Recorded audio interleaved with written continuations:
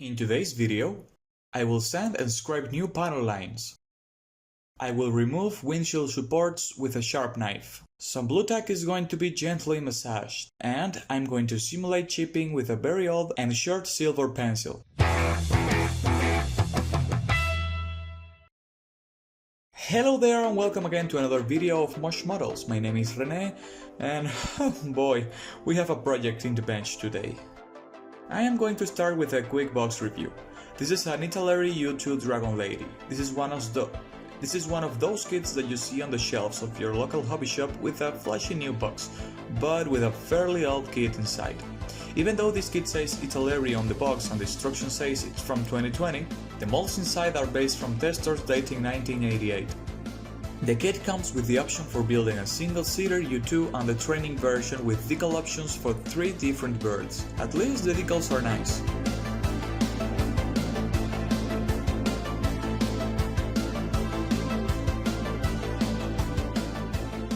I'm just opening the bags the cool way for the video, but I don't recommend you to use a hobby knife to do this task. It can be a bit dangerous, but gotta be honest, it gives badass points. You can expect the quality and details from a kit manufactured 32 years ago.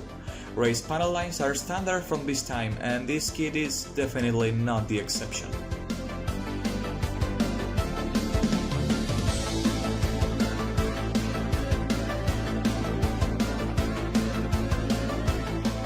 Looks like a few pieces detached from the sprue. This is definitely a huge model in this scale. I think I should have gone with the 1/72nd one, but here I am.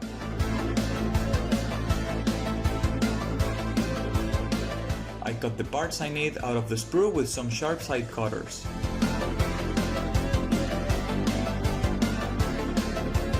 Now let's start with the cockpit. I'm gluing the sides of the ejection seat together and also the headrest. I want to make an U2-S version. This means a completely different instrument panel. I cut out the scope and grind away the details with a rotary tool in order to make my own.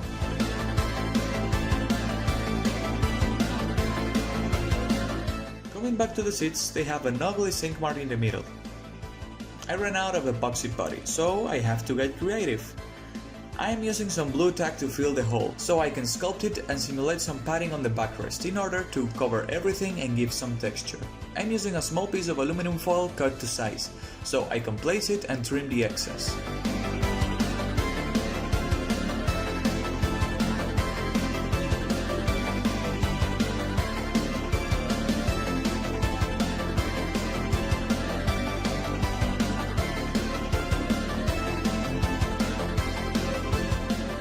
The side panels are ugly and out of scale, so I'm sanding everything flat, but instead of making details from scratch, I'm using some spare instrument and buttons I found on my spare box. That may not be completely accurate, but whatever is better than what it comes out of the box.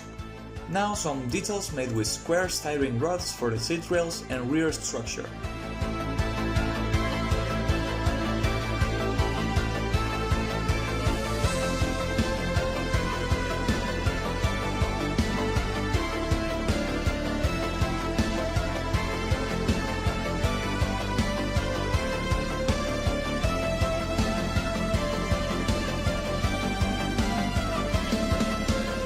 These tiny squares I'm building are the screens for the U2-S instrument panel. They are too fiddly. I'm using a scalpel as a second hand to hold the pieces in place while I glue them. The cement doesn't stick them to my cutting mat, so I can lift it easy with my tweezers. Now you can really see how small this is. I have to make 2 more screens this way.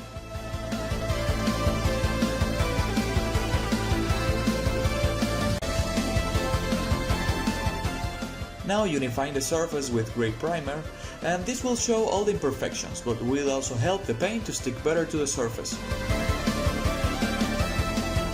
Mission Model Paints turns out to be an amazing paint to apply with a brush for small details. It has good coverage and can be thin to be applied with an airbrush.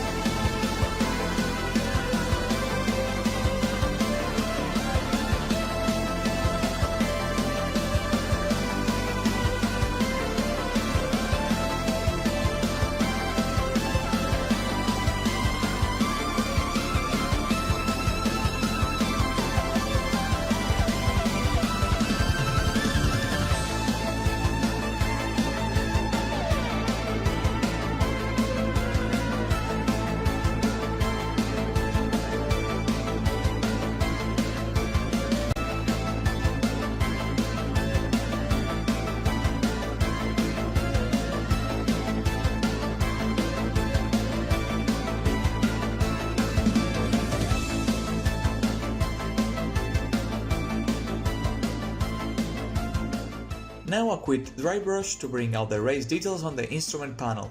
This helps a lot to give a 3D effect and make evident the details I made from scratch.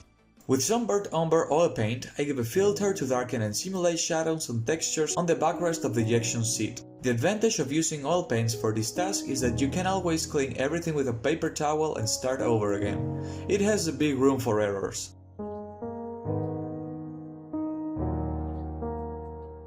Using a panel liner or an oil wash helps a lot to create fake shadows in the cockpit and wheelbase. You can easily simulate grime and dirt or clean everything with a cotton swab, letting some of the wash on the corners and crevices. Definitely gives another layer of detail to your cockpits.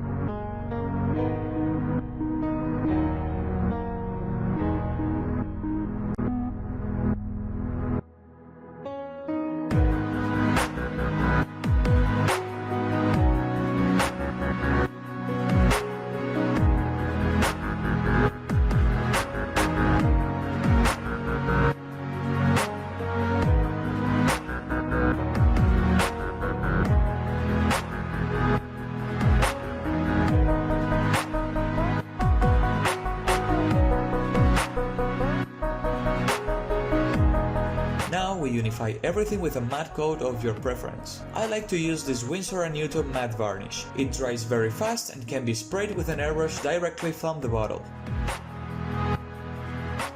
Now let's move to the next step. Before gluing the cockpit in place, I want to scrape the panel lines. To do this, I use a scraper tool, and with light passes I create a thin groove on the plastic. If your kit is old and has very high raised detailed panel lines, you don't need a guide to follow a straight line. I simply let my tool slide on the side of the raised line until I have a deep enough panel line where the wash can run freely. This is a very time-consuming process, but I find it very satisfying. In the end, I just sand everything down to remove all the raised details left on the wings and fuselage to make smooth to the touch, and only leave the recessed details I just have created. Sadly, my kit came with warped wings, and them being so long was very difficult to glue them straight. I had to massage the two parts after they were soft by the cement, until they were almost dry. Now that we have done this, I will glue the modular payloads. They consist of 4 parts that go under the wings. Surprisingly, this fits better than I have thought. These are not great though, but considering the rest of the aircraft, they were not a nightmare. I am gluing in place the titanium skids on the tip of the wings. With a metal guide with different shapes and a sharp nail on a pin vise, I scribe small circles to simulate fuel caps on the wings. The U2-S being the most modern variant of the Dragonlady, the windshield has a visor shape, so I had to delete the windshield supports for this modification. If you do this, you need to be very careful because it can break just like it happened to me. I ended up ordering a vacuum foam replacement, but by the time I'm recording this video, it haven't arrived yet. I will correct this off camera to take the final pictures. I dipped the windshield in looks like glass. This is a liquid agent that fills every micro scratches on the surface to restore clear plastic. I made from scratch this small intake on the side right of the fuselage that the U2-S variant has. From a small styrene square rod, I carved these thin bumps that goes on the both sides of the fuselage. Have you ever heard the saying, the right tool for the right job? Well, this is the best example. Don't try to cut thick plastic using just a hobby knife. Please use head cutters.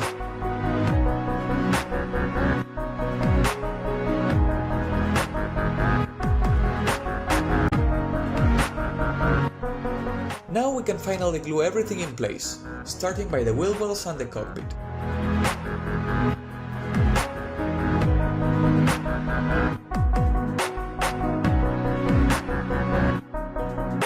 Fuselage halves closed and the real bulkhead is glued in place too.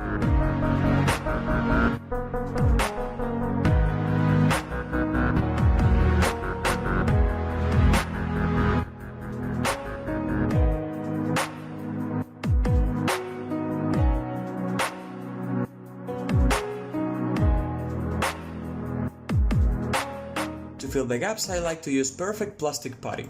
This is a water-based putty that can be easily removed with a paper towel moistened in water. This is great to smooth transitions of different pieces on the fuselage, like this example. Let's continue working on the instrument panel. I found a great picture on the internet of the real instrument panel, and I decided to crop the screens and scale them to size so they can be printed on decal paper at home. I carefully glued this in place, and let's see. The kit didn't come with the instrument panel back cover, so I am making one out of blue tack. With CA glue, the blue tack hardens and can be sanded if needed.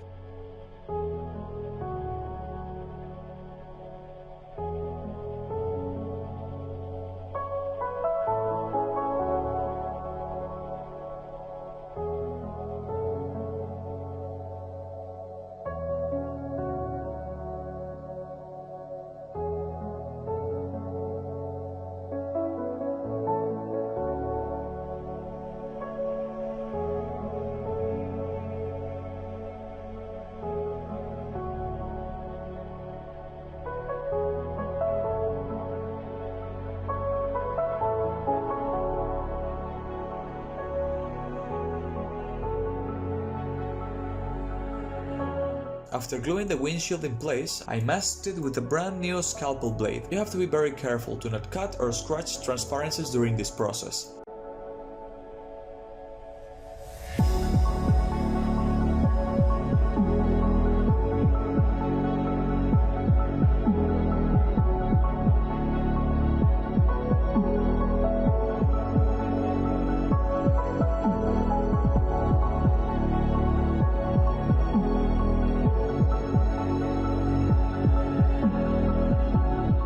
This thing is so huge that I can even fit the whole airplane in this footage. Here I am gluing the wings in place. The wingspan of this beast is almost 1 meter long. I dry fit the wheels in place while the wings are drying, so I can make sure everything is touching the ground. The water-based white putty did a great job, but some filler is still needed. That's where it comes the Bondo glazing putty. This is a regular lacquer-based putty and it's as useful as the Tamiya Gray putty. Sands pretty well and is very sturdy. To avoid making a mess, I like to mark the area I'm going to sand with tape.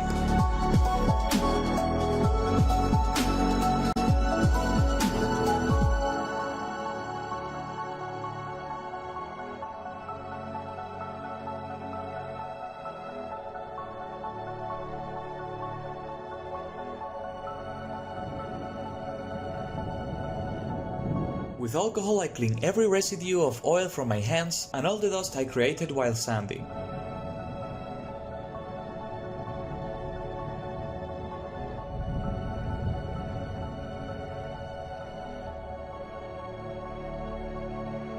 Finally, I'm ready for primer.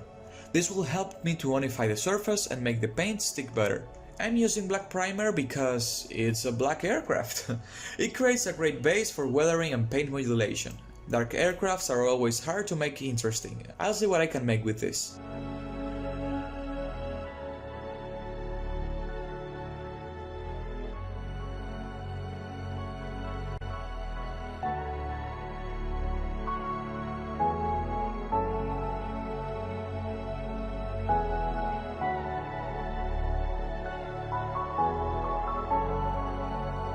I have found German Gray to be a perfect color to weather black paint. You don't need much, just a couple of passes in streaking motion or some general marbly or cloudy pattern will help to break the huge, dull and boring looking black surface.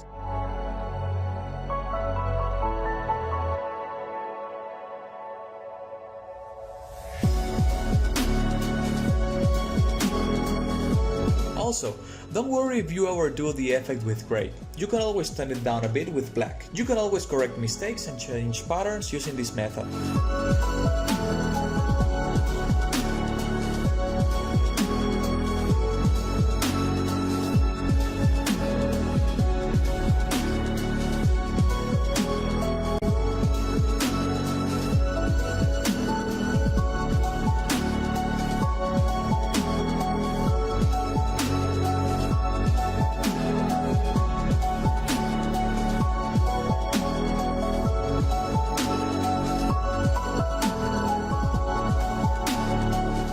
Interest to the model, I like to highlight some small panels on the fuselage. This may not be completely realistic, but I really like the look.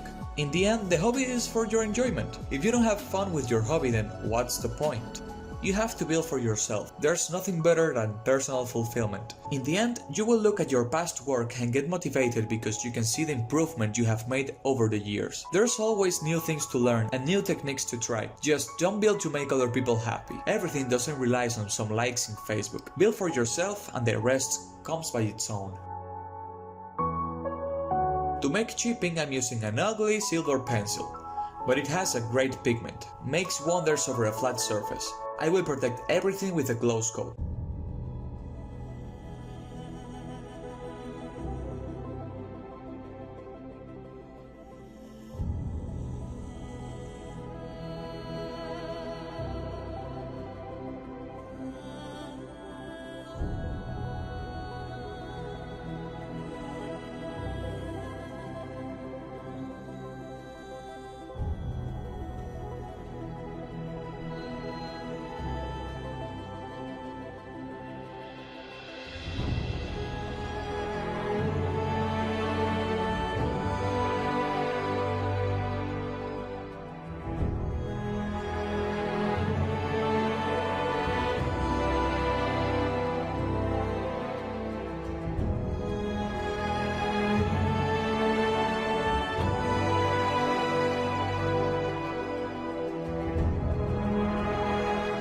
The decals in this kit are quite nice.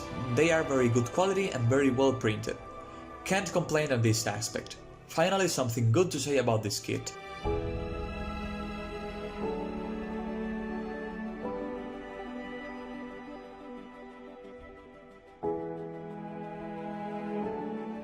I use Solvacet as my main decal setter.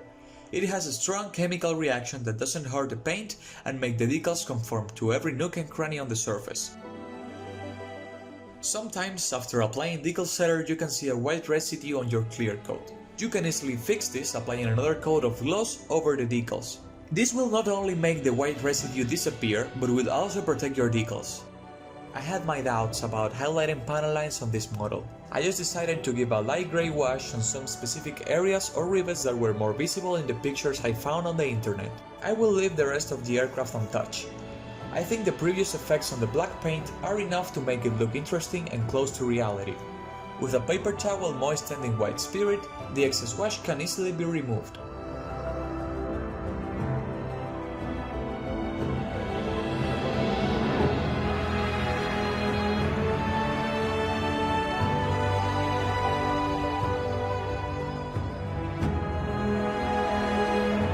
Painting the landing gear white, but my reference for this aircraft have them black. I was lazy to make black paint on my airbrush, so I am applying the wash all over to make everything darker. In the end, it doesn't look that bad. It's quite interesting the effect I ended up with. I like it. It will be mostly covered by the wheels anyway.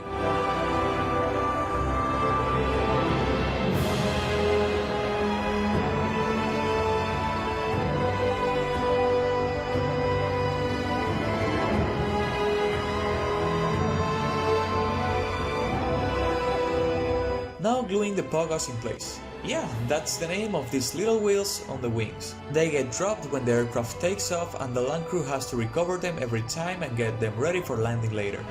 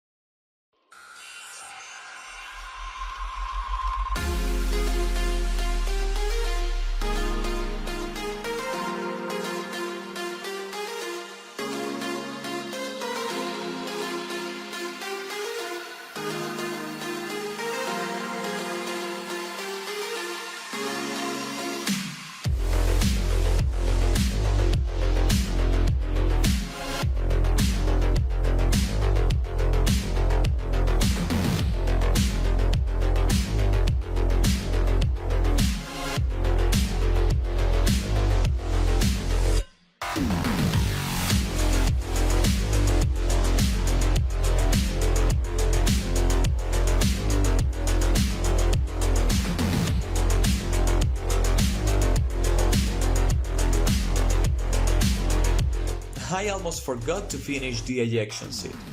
I'm applying photo etch American World War II seatbelts that I have on my stash. They happen to have a very similar color and shape of the belts used on the U2.